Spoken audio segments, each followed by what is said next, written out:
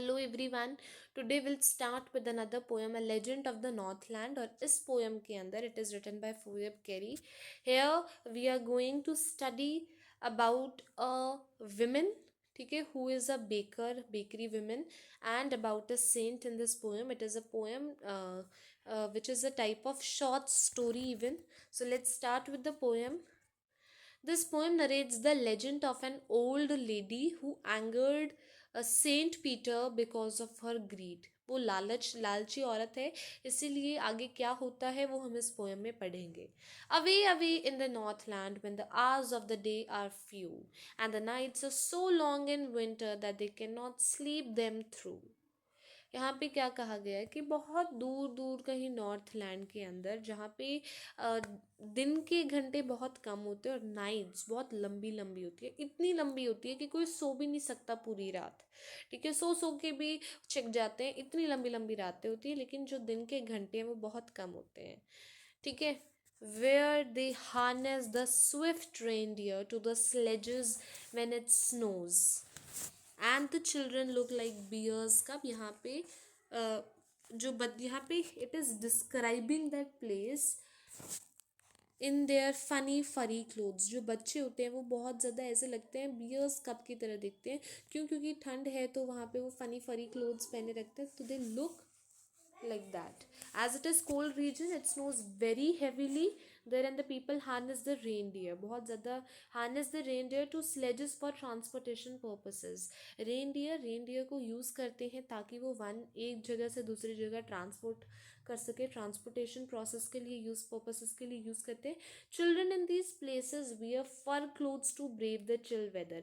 अब जैसे रेनडियर को यूज़ कर रहे हैं फॉर ट्रांसपोर्टेशन पर्पसेस के लिए, वैसे बच्चे भी इतनी ठंड के अंदर क्या पहने रखते थे, used to wear fur clothes, ठीक है, to brave the chill weather, and they look like the bears cup.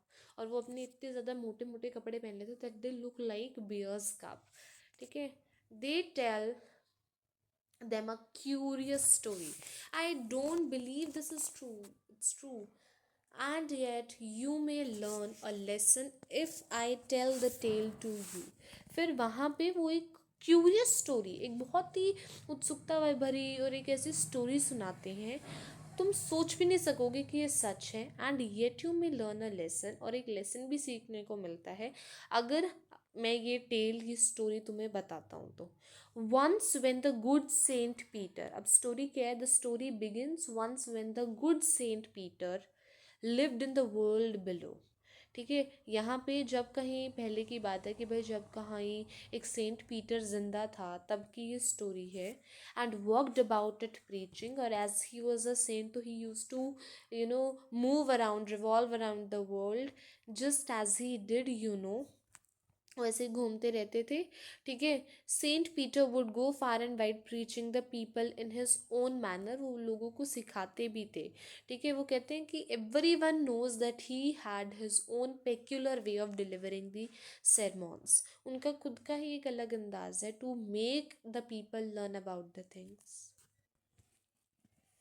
He came to the door of a cottage. अब वो सेंट पीटर एक ऐसे कॉटेज के पास आए हैं, दरवाजे के पास खड़े हो चुके हैं.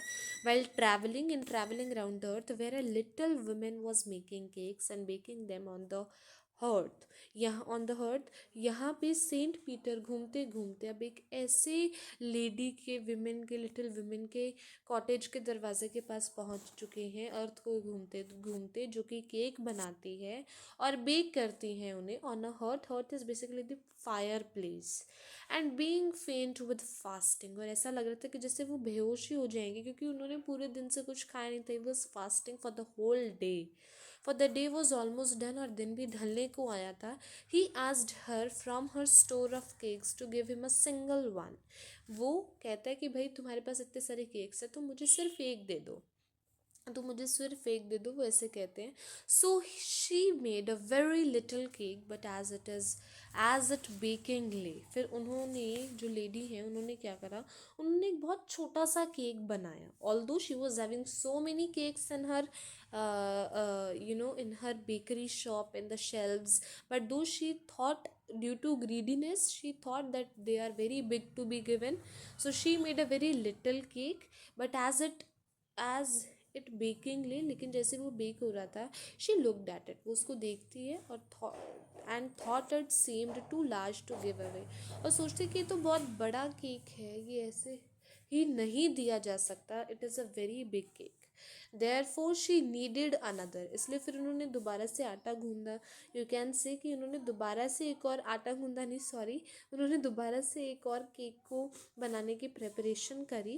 And still a smaller one, वो और भी छोटा था, ठीक है, but it looked when she turned it over as large as the first had done, लेकिन फिर वो दोबारा से सोचती है, नहीं नहीं नहीं, ये भी उतना ही बड़ा है जितना वो दूसरा है।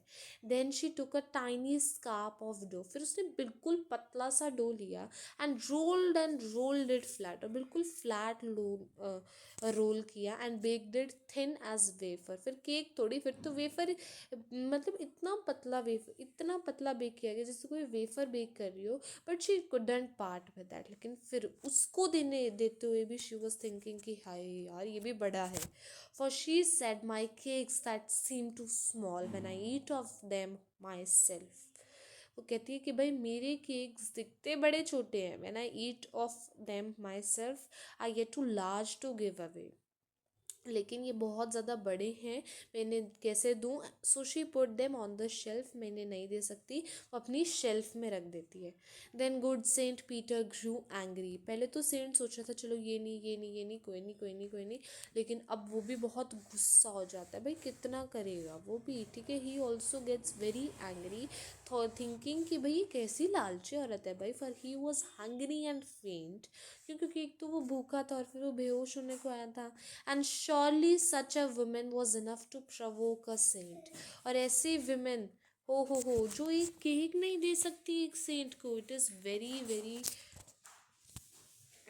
very disappointing for the saint that a woman cannot even give a small piece of cake. Provoke means make someone